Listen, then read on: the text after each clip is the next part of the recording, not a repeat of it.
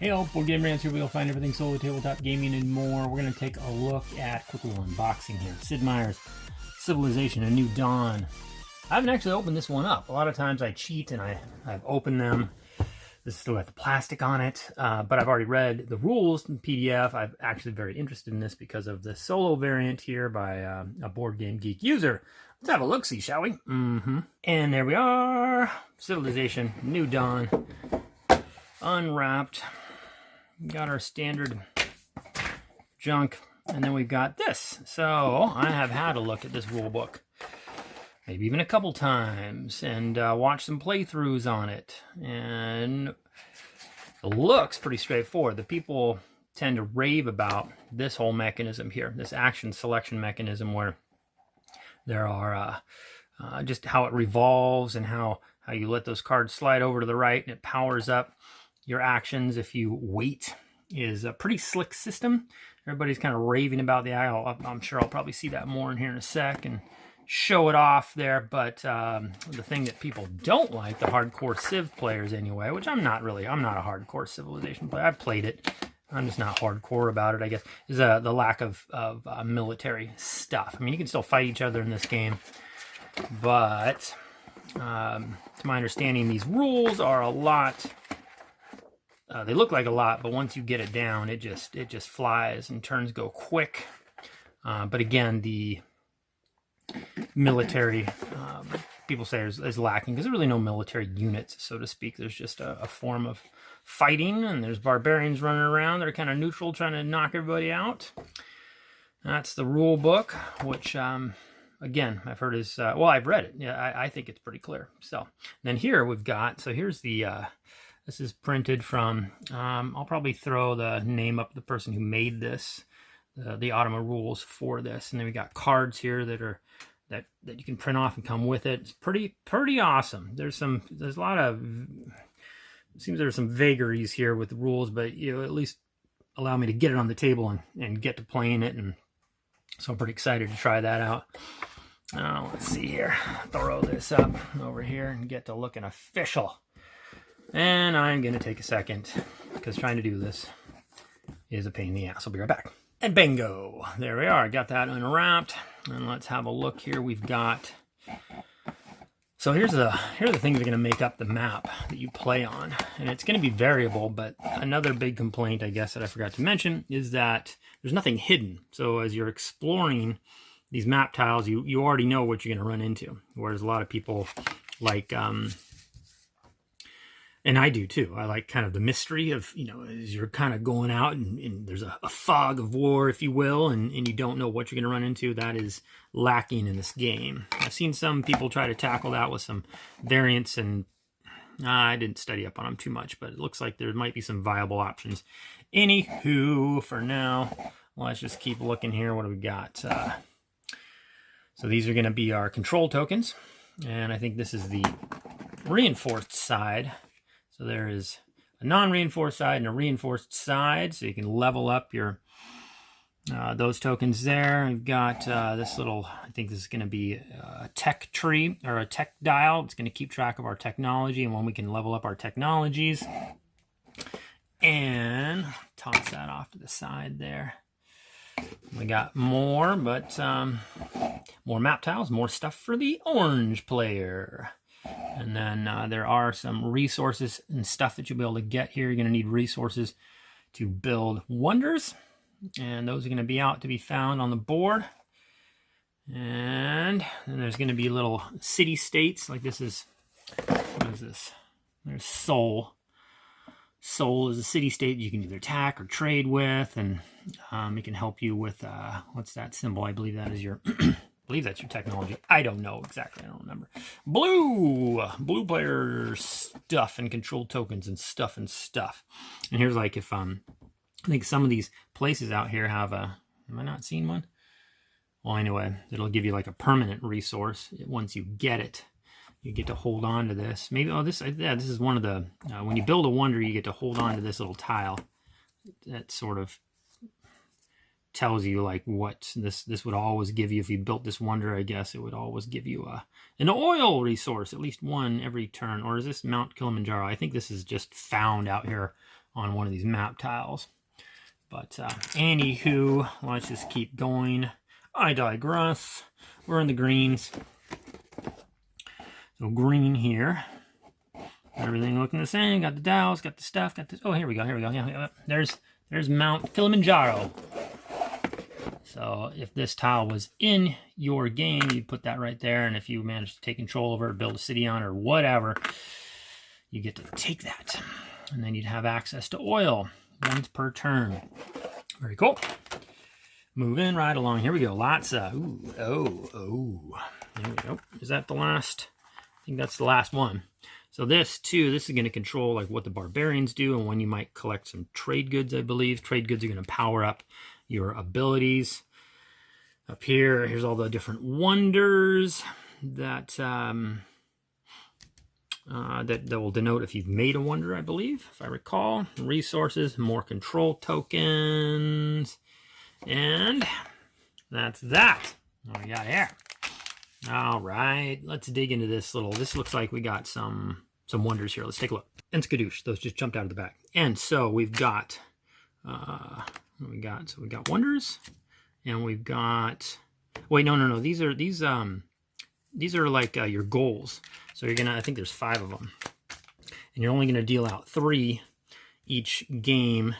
Let's say it's those 3, and then you win the game by completing one or the other objectives on each. So you got to complete one objective on each card, and there's 2 different objectives to go for. So that can be, that's going to randomize things and how you play your game greatly. Here's all the cards here, I'm assuming, for the different wonders. Lots of different wonders. Oxford University. A university is a wonder, I guess. What do we got here?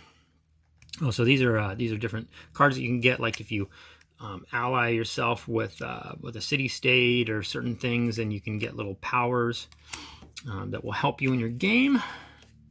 Yep. I think that's most of what all that is. Let's see what else we got up here. More cards. Let's take a look at these cards here. All right, so we've got. So here's the cards. Actually, this is for blue player, and blue player is going to have their cards of level 1, 2, 3, and 4 of whatever this symbol is, and I don't remember what that symbol is. And then this one's going to be, what is this? This probably represents culture. And you'll start off with a level 1 culture card, and you can upgrade it to these culture cards. Oh, it says it right on there. There it says culture. And then these are your economy cards. Same thing. There's levels 1, 2, 3, and 4. So, what else we got? Industry, military, and science. So those are the different cards that you're going to have that you're going to be putting under. Let me see if I can. No, let's put that off to the side for now. And I think that this is just a whole stack of reds, just the different players' colors and their cards. And then we have, what's this? Okay, got, these are the pieces that go with the different colors. So all your cities. And then you have little caravans you can waltz around with and trade. These are pretty slick looking little miniature little goodies here. I got this game, by the way, for like 20 bucks on Amazon. And so, yeah, I mean, I couldn't resist it to be able to have a chance at just trying a solo version of it, whether it's fan-made or not. I had to give it a go. So let me take a look at these. Yep, that's it's pretty nifty stuff. It's pretty good detailed, pretty good sharp-looking coolers. I likes. So there's those, and of course, you're going to be setting those out on the board as you take over.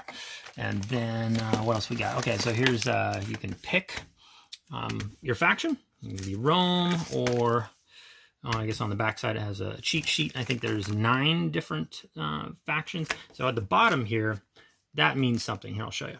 So you've got, so if you're playing Rome, your starting cards are going to be in a different order. It's going to be astrology, foreign trade, masonry, early empire, and pottery. But if you're playing Egypt, you're going to be astrology, foreign trade, pottery. So the order mixes up a little bit as far as how strong. So early empire, Egypt is going to be your strongest play at the beginning of the game. Pottery is going to be your strongest play if you play Rome. Trajan, And that's kind of funny because right now I'm over here experimenting with a solo version of Trajan right now. Anyway, back to this. And so, like, if you were playing the blue player, oh, okay, here we go. And here's the bars. So here's the bars that determine how powerful your actions are going to be. Let me bust these open. All right, so like if I was playing Rome and it tells me, so my astrology card would go here. My foreign trade, well, masonry would go there. Pottery would go here. Early empire would go here. Foreign trade goes there. So when you take actions, you basically on your turn, you're going to pick an action. The ones on the far right are your strongest. The ones on your left are the weakest. And that's because they correspond with a number and a type of land out here. So where's my land? There you go. Grab one. Give here. Go. So, like if I wanted to waltz around in this, I'm assuming like this is desert, you have to be taking whatever action it is you're trying to take. This action up here will allow you to, if it utilizes it, use the territories from this down. So I could go on whatever desert, forest, hills, and grasslands if I took an action from here. But if I took an action from here, I can only utilize grasslands for my action. And then it has, and of course, all the way up to the end here, you got mountains. Mountains would be the toughest terrain to try to do anything in. So if you want to take an action in the mountains, you're going to have to wait for that card to make it all the way over here before you take that action. And then the 5 corresponds sometimes to the number of, resources you have to purchase a wonder. It can have to do with the strength of your attack. So again, everything is stronger when it's off, and you can attack things maybe on, I don't know if that's true, but anyway, hills and 5 versus grasslands and 1 and everything in between. Basically, you want to take actions on your right to get the most bang for your buck.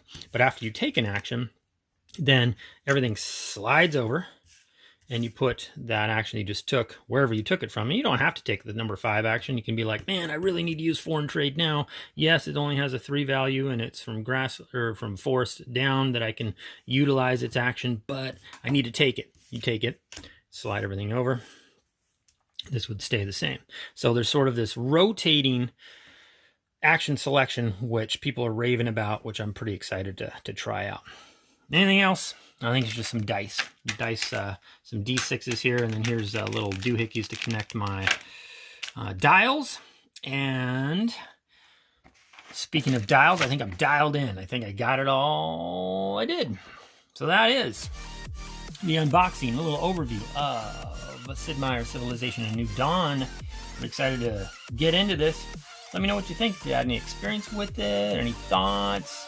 Until next time, I'm Board Game Rants. I appreciate you watching, and I'm out.